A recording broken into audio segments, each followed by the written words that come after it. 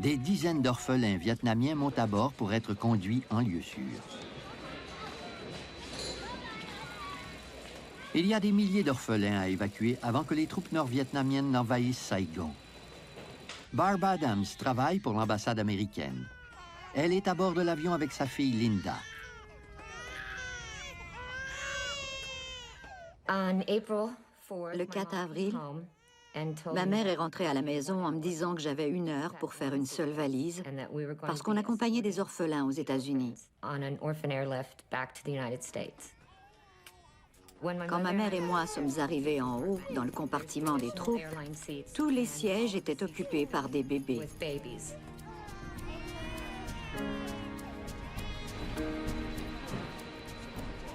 Le sergent Rhys Nediger est responsable du chargement de l'immense soute de l'avion.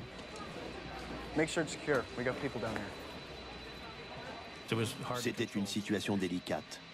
Il y avait un monde fou, avec énormément de journalistes, d'employés des orphelinats, de militaires. C'était la confusion totale, en fait.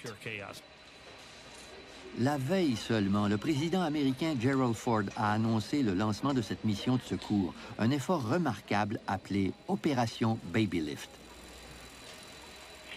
I have directed that C-5A aircraft and other aircraft especially equipped to care for these orphans during the flight be sent to Saigon. I expect these flights to begin within the next 36 to 48 hours. Arnold Isaacs couvre la fin de la guerre pour le Baltimore Sun.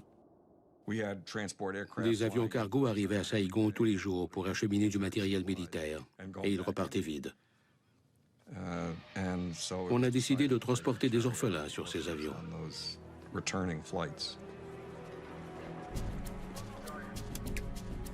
Le capitaine Bud Trainer est responsable du premier vol de l'opération Baby Lift. J'ai reçu un appel du poste de commandement aux États-Unis me demandant combien de passagers je pouvais évacuer de Saigon. Comme il s'agit d'une mission de dernière minute, l'horaire est chamboulé. L'avion a déjà 5 heures de retard et le capitaine Trainer veut décoller au plus vite.